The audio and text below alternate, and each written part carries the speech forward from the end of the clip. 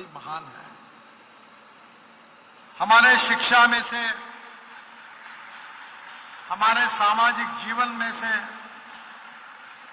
जो मूल्याधिष्ठित जीवन में संस्कार होते हैं, उस संस्कारों से भारतीय मानस का एक व्यक्तित्व बनता है। हमारा रामायण महाभारत कालीन इतिहास हो, हमारे संतों ने किया हुआ समाज प्रबोधन का कार्य हो, और आज भी सामाजिक आर्थिक परिवर्तन के साथ हमको समाज को बदलने की जो प्रक्रिया करने वाली अनेक संस्थाएं हैं, जो विशेष रूप से काम कर रही है, उनका भी इसमें बहुत बड़ा योगदान है। इंटरनेशनल, विशेष रूप से अंतर्राष्ट्रीय स्तर पर हमारे संस्कृति की रक्षा करके और इस संस्कृति का महत्व पूरे विश्व के लोगों तक पहुंचाने में हमारे केंद्र की भूमिका बहुत महत्वपूर्ण है। और स्वाभाविक रूप से आप सबको पता होगा कि जब हम विदेश में जाते हैं तो हमारे देश का योग विज्ञान हो, आयुर्वेद हो, भारतीय संगीत हो, भारतीय नृत्य कला हो, या भारतीय संस्कृति और इतिहास की विरासत से मिले हुए मूल्याधिष्ठित जीवन पद्धति और परिवार पद्धति हो, इसका एक बहुत बड़ा आकर्षण पूरे विश्व में है। आवश्यकता है इसको ठीक प्रकार से प्रेजेंट करने की। ये कहा जाता है कि हमारे विचार कितने भी श्रेष्ठ हो, हमारे सिद्धांत भी कितने भी श्रेष्ठ हो, पर जहां हम जाते हैं उन लोगों को उनकी भाषा में प्रभावी रूप से उसको समझाना, ये उतना ही आवश्यक है। और इसलिए मुझे खुशी है कि आज इस प्रकार से प्रेजेंट करने की। ये कहा जाता है कि हमारे विचार कितने भी श्रेष्ठ हो, हमारे सिद्धांत भी कितने भी श्रेष्ठ हो, पर जहां हम जाते हैं उन लोगों को उनकी भाषा में प्रभावी रूप से उसको समझाना, ये उतना ही आवश्यक है। और इसलिए मुझे खुशी है कि आज पूरे विश्व में भारतीय संस्कृति से जुड़े हुए अनेक बातों का रिसर्च हो रहा है, संशोधन हो रहा है। अगर हम जर्मनी में जाएंगे तो आयुर्वेद में और संस्कृत में जर्मनी हमसे आगे है। मुझे ऐसा लगता है कि आज हमारे देश में हमारे इतिहास संस्कृति को जतन करने वाली जितनी संस्थाएं हैं, वो आज भी इसका महत्व लोगों को समझाने की पूरी कोशिश कर रही है। और मुझे बहुत खुशी है कि इसी बात को लेकर हमारी संस्कृति, इतिहास का जो हमारा संस्कार है, जो हमारा परिचय है, वो सामान्य व्यक्ति तक प्रभावी रूप से पहुंचाने का एक मिशन रूपी कार्य है। और ये कार्य विशेष रूप से मुझे इस बात की खुशी है कि हमारे साधु संत है, हमारे विचारक है, भारतीय संस्कृति प्रति कटिबद्धता रखने वाली हमारी संस्थाएं हैं, हमारे एनजीओज है, हमारी यूनिवर्सिटीज है, हमारे महाविद्यालय है, हमारे संस्कृत विश्वविद्यालय जैसे बहुत अच्छी अच्छी संस्थाएं हैं। ये लगातार बहुत प्रभावी रूप से ये कार्य कर रही है। मुझे और एक बात की खुशी है कि ये जो हमारा संस्कृति महोत्सव है, वो फिर से एक बार हमारे भारतीय समाज को संस्कृति के प्रति जगाने का तो कार्य करेगा ही, पर उसके साथ साथ यह विचार भारतीय सीमाओं तक सीमित नहीं रहेगा, तो यह विचार 7 समुंदर के आगे जाकर पूरे विश्व को दिशा और मार्गदर्शन करने में यशस्वी होगा। और मुझे लगता है कि एक तरफ विश्व में सामाजिक स्थितियों में कहीं निराशा है, फ्रस्ट्रेशन है, और कहीं ना कहीं पूरी विश्व में लोग शांति के और मन शांति के साथ हमारे भारतीय संस्कृति की तरफ आकर्षित हो रहे हैं।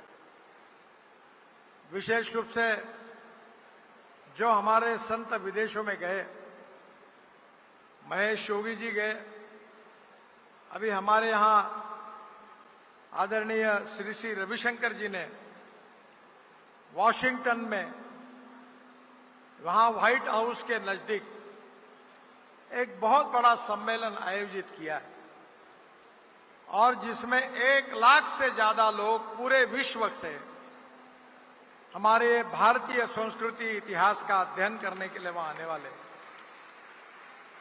अनेक राष्ट्रों के जो राजमान्य नेता है, विचारक है, उद्योगपति है, और विशेष रूप से यूनिवर्सिटी में लेक्चरर के रूप में काम करने वाले प्रमुख चिंतक है, वो सब भारतीय संस्कृति और हिंदू संस्कृति का अध्ययन करने के लिए वहां आने वाले हैं।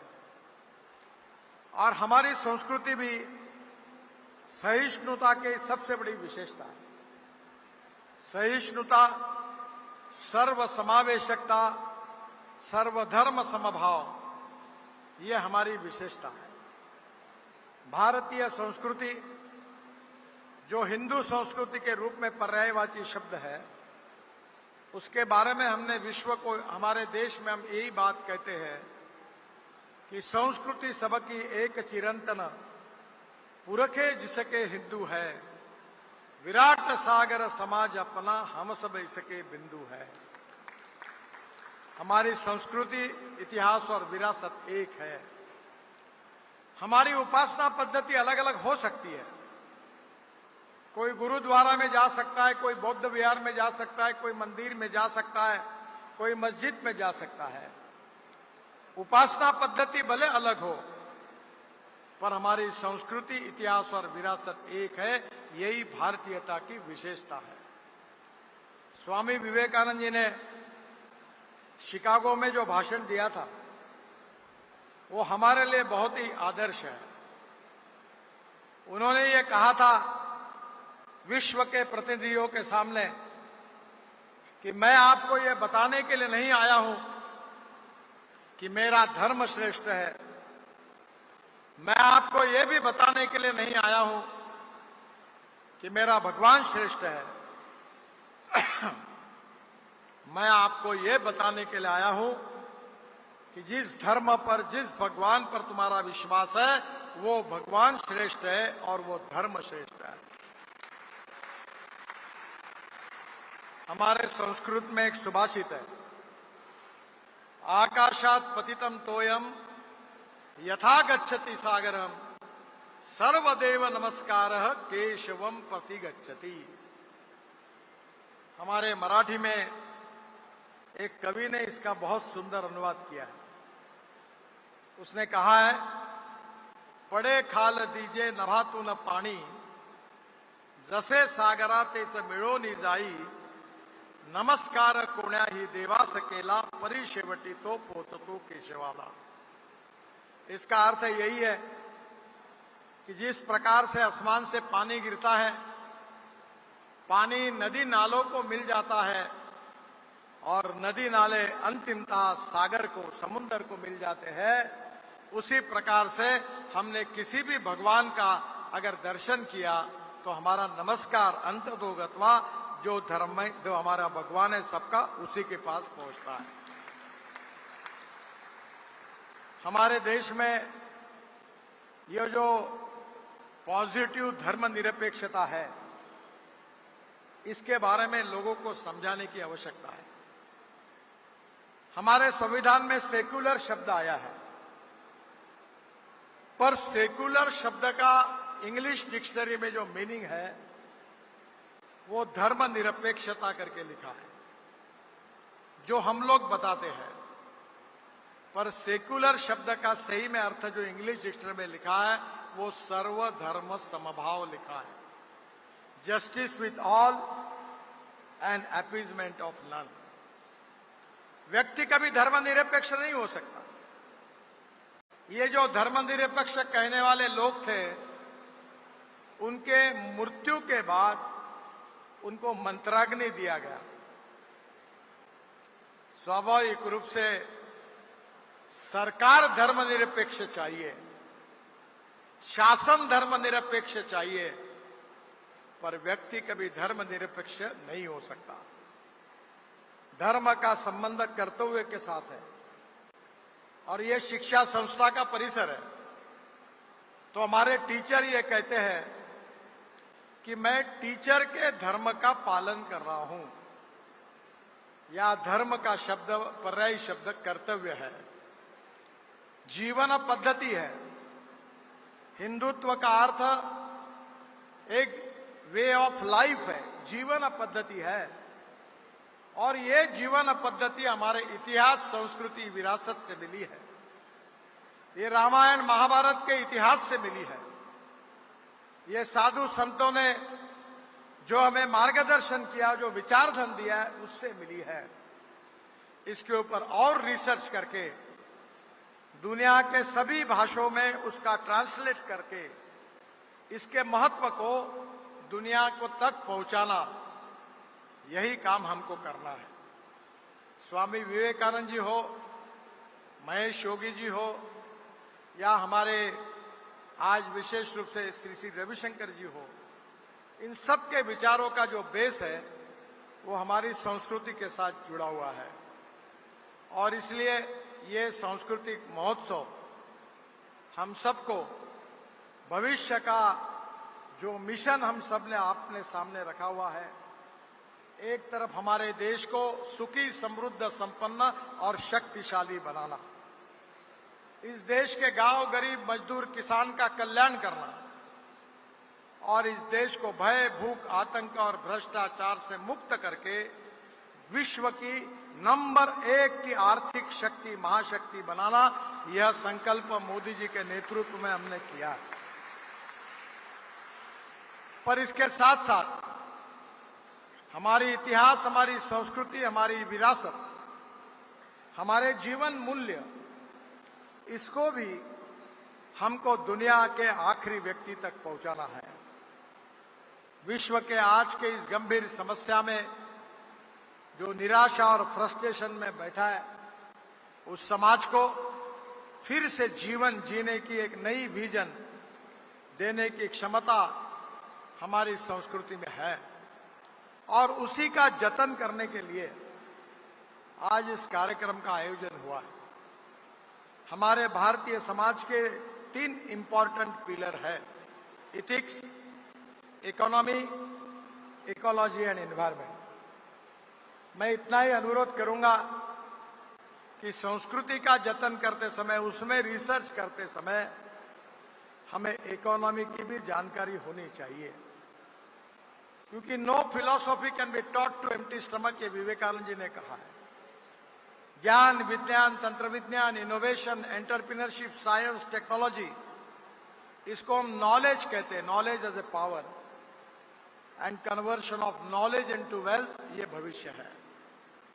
मुझे खुशी है कि एक तरफ भारतीय संस्कृति, दूसरी तरफ नॉलेज एज ए पावर, और तीसरी तरफ सबसे महत्वपूर्ण बात यानी यही है कि ये दोनों के बीच में मूल्याधिष्ठित भारतीय संस्कृति की प्रतीक रहने वाली हमारी सामाजिक और पारिवारिक जीवन पद्धति, मूल्याधिष्ठित जीवन पद्धति, तीनों का संगम करके हमको जाना है। और हमारे में से ये सभी ज्येष्ठ प्रचारक है, विचारक है, जिन्होंने समाज को बदलने के लिए अपने जीवन को समर्पित किया, ऐसे अनेक लोग मंच पर आसनस्थ है। और इसलिए मैं थोड़ा नया पीढ़ी का होने के कारण उनको एक अनुरोध करूंगा कि no material is waste and no person is waste. It is depending upon the appropriate technology and appropriate vision of the leadership that you can convert waste into wealth. आपके गुड़गांव को मैं ट्रैफिक जाम से मुक्त करने के लिए एक दिल्ली का बहुत नया रिंग रोड बना रहा हूं, UR2, जो पानीपत के बाद शुरू हो रहा है और वहां से एयरपोर्ट आने के लिए 2 घंटे लगते हैं। आज भी मुझे तकलीफ हुई, पर मैं 6 महीने के अंदर आप पानीपत से उस रोड से एयरपोर्ट तक 15 से 20 मिनट में आओगे, ये मैं आपको विश्वास देता हूं। और इसी रोड पर शिव मूर्ति के पास जमीन के अंदर 8 लेन और ऊपर 8 लेन, ऐसी 16 लेन बन रही है। वो टनल डायरेक्ट T3 पर जाएगी और एक डायरेक्ट वसंत विहार निकल जाएगी। और ये जो द्वारका एक्सप्रेस हाईवे है, ये भी पूरा हो रहा है और उसके ऊपर से डायरेक्ट सोना तक चले जाएंगे और दिल्ली से जयपुर केवल 2 घंटे में हो जाएगा।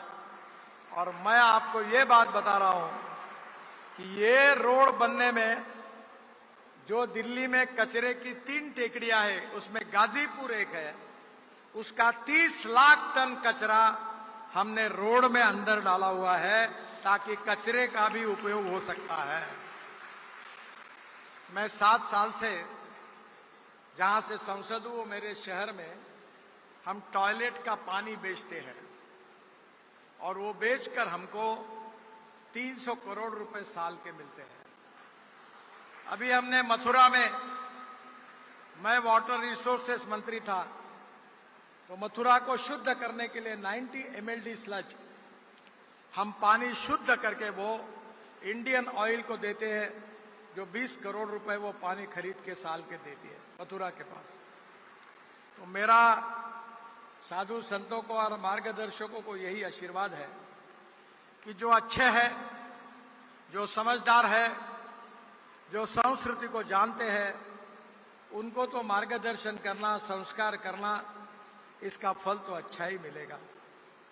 पर जो इससे दूर है, जिनके मन में गलत फहमियां है, जीवन में ज्ञान का अंधेरा है, उन समाज के क्षेत्रों तक इस इतिहास, संस्कृति और विरासत को पहुंचाना, और जो भविष्य की हमारी पीढ़ी है, जो स्कूल कॉलेज में पढ़ रही है, उनके मन में इसके प्रति आकर्षण निर्माण करना, ये ज्यादा महत्वपूर्ण प्रायोरिटी है, ऐसा मुझे लगता है।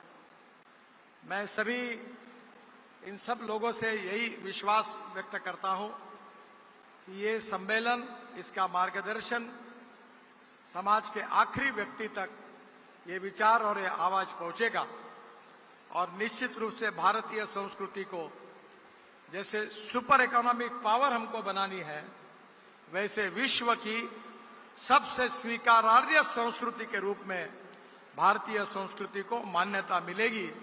इसी विश्वास के साथ फिर से एक बार ये नए भवन निर्माण के लिए हृदय से बहुत बहुत शुभकामनाएं और शुभेच्छाएं देते हुए मैं अपनी बात को समाप्त करता हूं। धन्यवाद।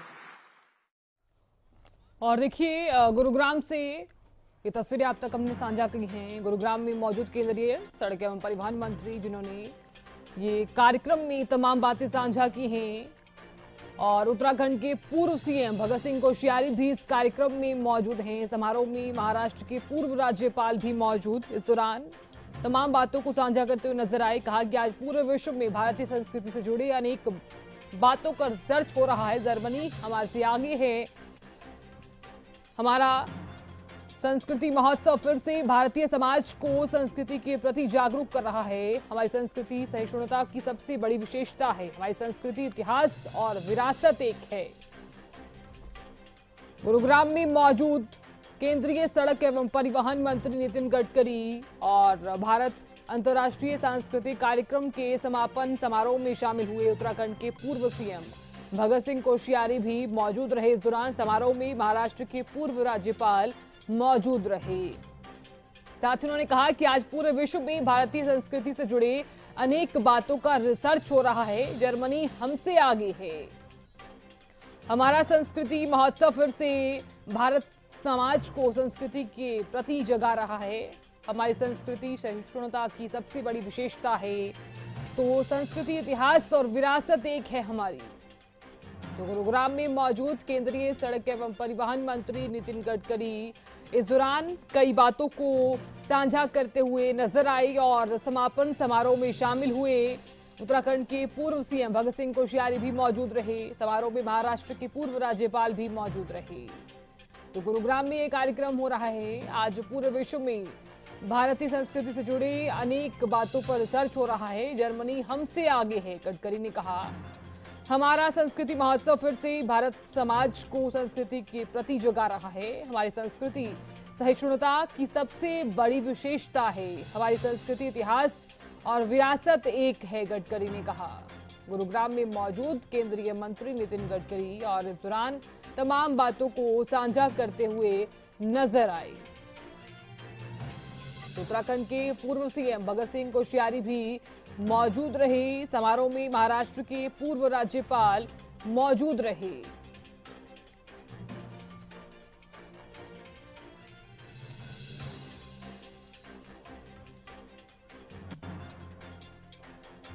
तो नितिन गडकरी ने कहा कि आज भारत विकास की तरफ अग्रसर है। हमारी संस्कृति सहिष्णुता की सबसे बड़ी विशेषता है। हमारी संस्कृति, इतिहास और विरासत एक है।